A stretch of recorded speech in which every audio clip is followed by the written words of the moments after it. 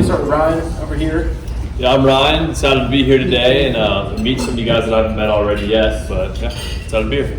Yeah, I'm Jackson. Looking forward to it. Let's get started. All right, and over here, Lisa Anderson. She's in charge of all the marketing and operations for the team. She's helped put all this info together. So I started in real estate in 2009. Over the last several years, our team's been focused exclusively on selling apartment buildings in West Texas. We focus on selling apartments in West Texas and Central Texas, mainly secondary markets of Texas. We're going to talk a lot about Midland, Odessa specifically, and some of the other markets that we're in. We'll cover the market fundamentals and what's driving rental demand, and then we'll go over some rent growth and occupancy numbers. Then we're going to share with you some information on an income expense benchmarking survey that we've been working on. And we'll talk about some sales and new construction activity around town, and then we'll kind of wrap it up with some things that we're working with in 2023 and moving forward. Right?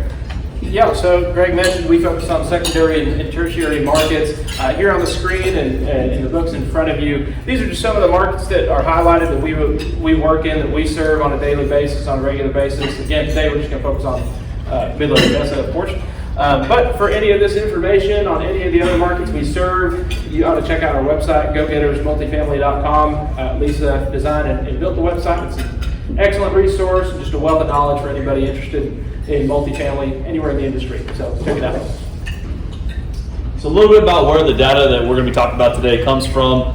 We are having our database. We track just apartments in these markets that we serve in the secondary and tertiary markets, Central and West Texas. So total about 575,000 units, over 4,000 properties. For that's existing and planned projects. If you're looking at just existing projects, that's going to be still about 525,000 units in just under 4,000 properties. Looking at just Midland, Odessa, for the market we're going to be discussing today, it's 32,000 units across 214 properties is where we get a lot of this information from. Yeah, so we'll dive right in. Midland, Odessa, as many of you are no stranger to, oil and gas, very popular industry here. And so it's exciting to see that we're going to touch on here in just a little bit. It's not just only oil and gas that's driving it right now. It's exciting to see. We do have quite a bit of long-term growth. But some interesting tidbits for any of you wondering. The oil output in Texas, 50% of that is represented here in the Permian Basin, and that makes up nearly 20% of the entire United States oil output is from right here in Midland, Odessa, the surrounding areas, and nearly half of the rig count for the entire country, for the entire United States, is located within the Permian Basin right here. All right, so now that we've given you a quick overview of the markets that we're in, we're going to talk about job growth. We're also going to talk about how quick Midland, Odessa bounced back from the 2008 recession, and we'll go over population and expected growth in these markets. Alrighty, so let's jump into job growth and volatility. Again, this is for secondary and tertiary markets compared to Texas and the United States as a whole. As you can see here, just looking at Texas in general as a market, we're right over double the growth of the United States based off a 15-year average. And then if you look at Midland, you're almost 3 times the size of unit, or the type of growth compared to the United States, about 3 times the growth on that. So we're very bullish on long term for Midland. I know it gets pretty volatile. You hear that word volatile quite a bit in this presentation, but very bullish on Midland going forward. All right, so a quick show of hands. How many of you work on site either as a manager, or leasing agent, or on a maintenance crew? Okay. And how many of your residents on your properties, how many of you have people that work in the oil and gas industry? Okay, so everybody. So it's pretty obvious. So obviously the rental market here is driven by what's going on in the oil market. This shows you how oil prices affect the rig counts. So you can see what happened in 2015 and 2020 when the oil prices dropped, rig counts dropped with it. What's good now, I mean, we're in a lot better situation now than we were 2 years ago. The rig counts have doubled from where they were in 2020. So we've seen a direct correlation between prices and rig counts. Now let's see how that affects jobs and occupancy numbers. Also, 15 when it dipped, you can see, the next couple of years is when the occupancy kind of dropped off, and then you had a good run from say 16 to 19, and you can see the occupancies going up there, and also jobs. So 2019 was a all-time high for jobs in Midland, Odessa, and is also one of the best sales activity markets ever here. So the question is, and you can all see what happened in 2020, rough year, occupancies market-wide went to 76%. Rents dropped. So the question is, are we back to 2018, 2019? And it's not there yet, but we're definitely headed the right direction. Jackson's going to point out on a slide here in a minute where we're at. So, speaking of time to recover, as Greg was just hitting on, looking back at the last large economic collapse besides COVID was, the 2008 economic crisis. Whenever it comes, so this chart actually up here, it shows job levels and years, how long it took to get back to pre-economic crash levels. So looking at Midland, it only took 3 years, which is twice as fast as the United States as a whole to recover and get back to that level. So it's a pretty good market as far as being able to bounce back quickly, and we'll go a little bit further, Jackson. Yeah, so looking at the, this is actually. Yeah, I'll touch on this. So we're talking about rig count and where jobs and occupancy are, and we talk about how volatile those movements are compared to oil. But we're here to highlight today just the long-term effects of Midland, Odessa, and how exciting it is to see that there's actual long-term growth that's really excelling beyond a lot of the state of Texas. And so this may not look like much. This is just basic population stats in these red bars across the major secondary markets of Texas. Midland, Odessa, right around 250,000 as a combo. But what we're seeing at is you have one of the highest expected population growths for the next 5 years on average across the state. You're really competing with markets like in the Hill Country, which is basically San Antonio, Austin, I-35, which is actually one of the fastest growing pockets in the country. And so long term, Midland, Odessa, no matter how far up and down you go, we still have one of the quickest growing populations in the nation. all right, so we've covered the fundamentals, and now we're going to talk about rents and occupancies. We'll also talk about affordability and what it costs someone to rent versus what it costs to own. Right, so whenever you're going to be looking at potentially purchasing an apartment deal and underwriting going forward, it's important to know what your expected occupancy is going to be as well as what your projected rent growth is going to be. So we get this data up here from ALN Apartment Data Market Surveys, all the markets that we serve. So it'll take the previous year's rent growth as well as the current market occupancy. So looking at Midland, really honestly knocking out of the park this past year with rent growth, over 16% rent growth this past year, and we're over 91% occupied across the board. That's for a conventional market rate, so that doesn't include student housing and whatnot. And the books in front of you guys, it'll be broken down a little bit more by the different types of multifamily, but this is for market rate. Also, occupancy, it grew 8.6% this past year across the board in this market too, which was something really strong. Yeah, so pretty much the same thing Ryan just went over, but this is strictly for Midland, Odessa. As you can see here, just based off a 7-year horizon, we're not quite at the numbers at 2018, 2019 levels. I know that was a little abnormal years there. So, but based off a 7-year average, if you look at it, again, very bullish on the rent growth for Midland. I think it was about 4.4% on the average growth rate since then. So it's staying very consistent over the years, even though it is volatile in some years. One of the most important questions, and I don't have to tell anybody here that's in management how to do their jobs, but this is something, just an interesting tidbit to point out for some of these markets, especially a market like Midland, Odessa, is the average cost for your tenant to rent versus cost to buy a home. And we're strictly talking about monthly payments in this sense, not necessarily pre-qualifying factors to get a mortgage. But in Midland, Odessa, there's a pretty shallow gap, only about $20 difference, $22 difference between the average cost of a rent for someone to pay an apartment versus the average cost to go and buy an average, median home. And so that's something to consider when you're looking at your tenants and thinking about turnover and thinking about turnover rates, just because in some of these other markets, like say Abilene, there's nearly a $400 gap, meaning it's significantly more affordable for someone to continue renting than it is to own. And so that's just something you have to watch out for here in Midland, Odessa. All right, so now we're going to share with you some info on a project we've been working on the last couple of years. What inspired this is the NAA income expense survey and how much difference there is between that and what we're seeing here. So Our research team's been working on this last couple of years. The national survey, the key thing it points out that's highlighted here is a 60.5%, meaning that, you know, these surveys, they're saying you can net 60.5% of your gross potential rent. So when you actually look at deals and look at numbers on properties here, it's much different. So Jackson's going to show you how that number compares to what we see here. Yeah, so as the research department went through this, so this is pretty much the same thing the NAA did, but it's for the secondary and tertiary markets alone. So as you can see here, if y'all want to get y'all's phones out, take a picture of this. This is something you're not going to find.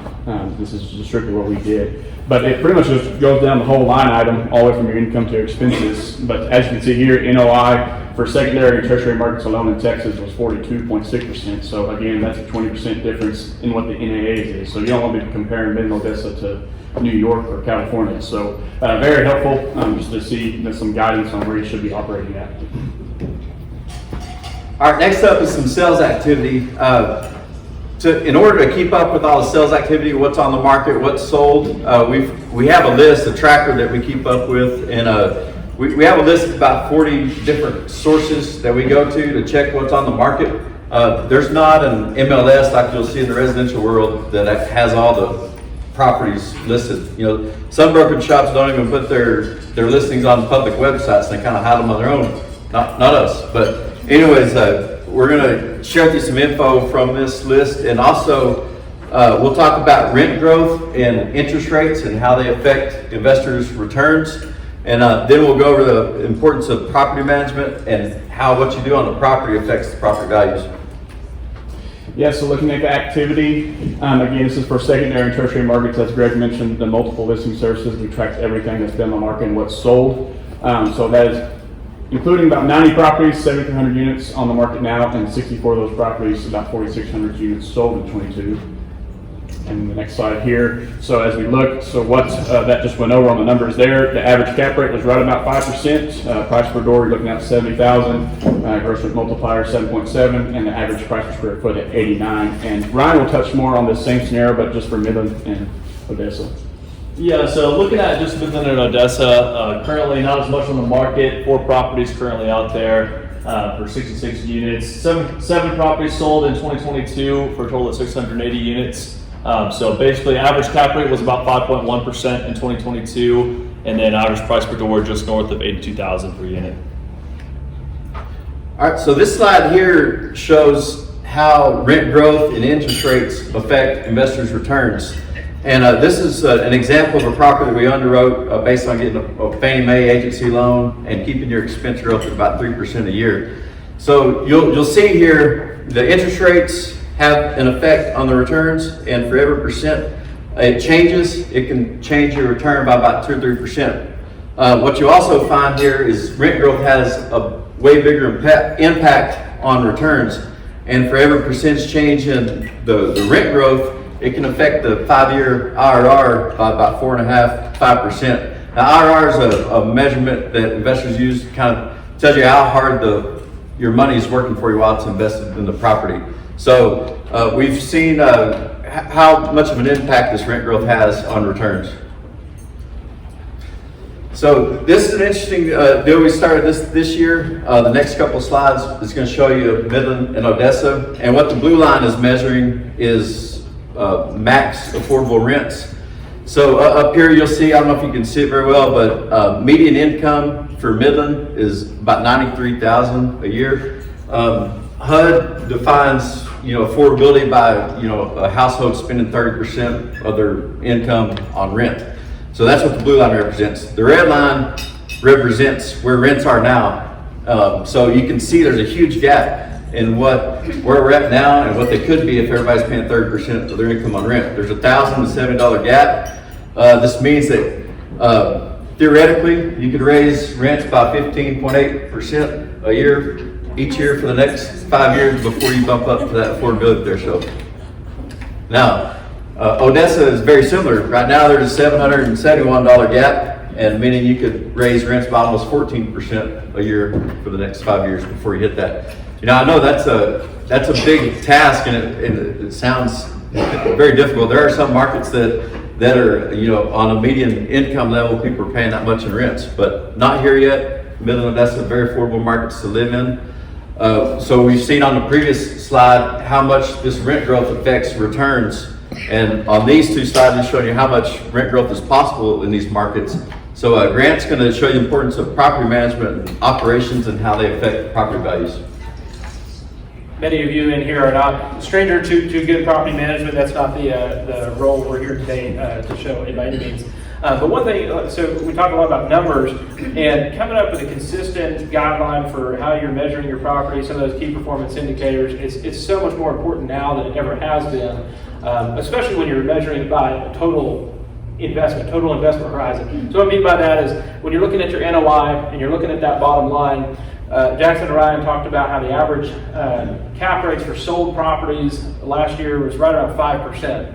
So that means for every $1 change in your NOI, your bottom dollar, every $1 change is a $20 value at a 5% cap rate in capitalized value of your property. So $1 change the property value by $20, not a huge deal. But what's really fascinating and talk about scale is if you have a 100-unit property and you raise the rents by $25 across 100 units for the year, just put it in the vacuum and play with me for a second. So you do that, that's a nearly $600,000 increase in value based on last year's overall cap rate. And the same works for expenses. So if you're able to cut your expenses by $25 a unit across the year, in some way, shape, or form, water conservation or other, or you find a way that you guys all manage your properties, if you're able to do that and basically decrease expenses by $25 a unit and increase rent by $25 a unit, that $50 per unit at a 5% cap rate is over $1.2 million in added value to your property over the course of a year. And again, that's just based on last year's math and last year's cap rates, but it's just something to kind of consider in the back of your heads at any time is really every dollar counts. All right, so I'm sure it seems like when you're driving around town, you see a lot of new construction going on. We're going to talk about some projects locally and apartment absorption. Yeah, so this just breaks down units that are in the pipeline in a lot of these markets that we serve. Looking just in Midland right now, it was 30, this is also Midland, Odessa actually, it's 3,400 units in the pipeline. That does sound like a lot, but that doesn't necessarily mean that they're all being built all at once. So a lot of them are different phases, which Grant Jackson will hit on here in a second. But something earlier that I did mention, we had 8.6% growth in occupancy in these markets, so new units is good. Yeah, so looking at this is the annual absorption based off the last 12 months. Again, there was 3,400 units in the pipeline for Midland, Odessa. As you can see, you're probably like, what in the world's going on here? Everything's lagged behind. But again, a lot of these projects are planned out 2 or 3 years ahead, even further than that. So that is one thing to consider. Grant will kind of mention more on what's actually in the pipeline right now, or what's actually going on in projects right now in Midland, Odessa. So this is just a snapshot of a few deals going up right now in different phases, a couple thousand units. There's one on here that's Mockingbird Ridge. Sure, many of you are familiar. It's nearly 1,000 units. That is a single-family development for Beatonbow, right outside the Loop. We actually drove by it this morning. It's well under construction. That's the first phase. The second phase of that will be, I think they're calling the south side or north side. I can't remember which one exactly this one is. All in all, it's going to be about 2,000 new homes that have been built. And the reason we bring that up, including in this presentation, is really they build a pretty affordable product for a couple of different price points. And like we talked about earlier, there's really a pretty limited gap between average cost of rent and average cost to own. And so, having nearly 2,000 units, or in this case, at least 1,000 units within the next 12 to 18 months in single family might have an effect on some of your occupancy in the apartments with the same prices. So just keep that in mind. I think, this is a good graphic on where some of these projects are right now. And we can get that to anybody who's wondering. So we wanted to show kind of the theme of this also is just not harp on how volatile Midland, Odessa is. We've said that a few times, but it really is. It's got a lot of long-term capabilities. So we just tracked since 2015. We looked at all the units that have been delivered to the market. And I know it's a little tough to read this, but essentially even just looking at the bars, you can see no matter what time period you're in, 2020 was certainly an outlier, you still have pretty consistent deliverance of property to Midland, Odessa, 500-600 units a year, every year, including last year, nearly 850 units. All right, so there's some key issues that we're dealing with now in 2023, and we see kind of moving throughout the year. First of all, interest rates, loan maturities, and also what all is going on in Midland, Odessa. Jackson's going to talk about interest rates. Yeah, so interest rates, I'm sure many of you are all aware, it has been a concern this year, just the recent jump we've had in that. I think it does play a factor in that we've been pretty spoiled the past 2 or 3 years. I think people are going to start learning how to adapt a little bit more. But just to give you an overlook, I think right now in agency financing, you're probably looking anywhere mid-5s to even low 6s in that range. And then a typical bank loan anywhere from 8 3/4 to even pushing 9% right now. So it is a concern, as Greg mentioned earlier, how much that affects your IRR by how much your interest rate goes up. So definitely a concern. All right, the second thing is loan maturities. We went to a conference a couple of years ago, and it was put on by one of the biggest multifamily lenders across Texas and nationwide, actually. So they said that 80% of the loans that they took out in 2020 and 21 were bridge loans. And these bridge loans, they're typically have 2 or 3 year terms with a couple of extensions. And since rates are double now what they were 2 or 3 years ago, what's going to happen is when they come up for maturity, some ownership groups are going to have to come up with cash to get their loans refinanced. So now more than ever, it's crucial that your properties are performing as in tip-top levels as best possible, so that when you go in to refinance your loan, that you can get the best proceeds for it. And then Ryan and Greg are going to talk about everything that's going on in Midland and things to look forward to. Yeah, we'll close out with a couple of things. One exciting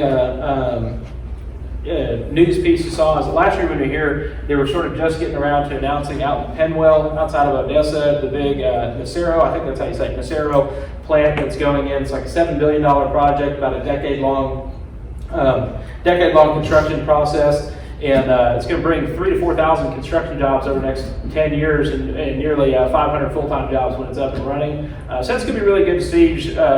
It's oil and gas related, of course, but several thousand jobs coming to a very small town outside of Odessa. And then Ryan, you want to close out with a couple things? A couple other positive things, that we covered, for these markets specifically is long term, if you're backing out, Midland, Odessa has been a great place to invest your capital over the long period. It's had a great appreciation, great rent growth, and appreciation in the multifamily properties. And another thing is, the tenant profile here, they have higher incomes, they're able to pay higher rents and whatnot. But overall, it's just been, even with volatility, even sometimes, in the grand scheme of things, it's been a great market to be invested in. All right. Next up, Lisa put together a website for us. She's going to get up here and explain what all you can find on there, and that way you can stay up to date with the latest market info. Thanks, Greg. First, I want to apologize. Beyonce was supposed to be here to introduce me, but she had something to take care of. So on our website, GoGettersMultifamily.com, you'll be able to find everything that Greg, Grant, Ryan, and Jackson have brought to you today. It's going to be in a longer format. We've just taken everything and crunched it down, but we have all of the numbers and everything for you there.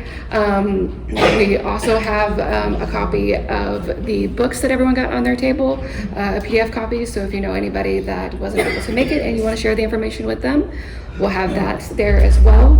We have information on a lot of other towns, secondary markets. If there's a town that you're looking for that you don't see the information on, just give us a call and we'll be able to get that information over to you. Thank you. Thanks, Lisa. All right, so now we have time for some brief Q&A. If you guys have any questions, we'll do our best to answer them. Anybody? Stacey? I know you guys know this. In Lubbock, they have a bunch of build-to-rent going up. Are you seeing that here? I know you talked about Beat and Bow, but those are to buy. But have you seen any of those large developments of build-to-rent homes? I haven't noticed any. I'm gonna do some more research. I think Beat and Bow is probably the closest thing to it. In Lubbock, if you don't know, there's several communities that are build-to-rent communities. They're smaller, probably 1,200 foot homes that directly compete with apartments. So it's important to know if they're there. Anybody else? No? All right. Well, thanks again for showing up. Thank you for the Permian Basin Apartment Association for putting this together. As always, if you guys need help with anything, we'd love to help. If you have any apartments to sell, we want to earn your business, so call us.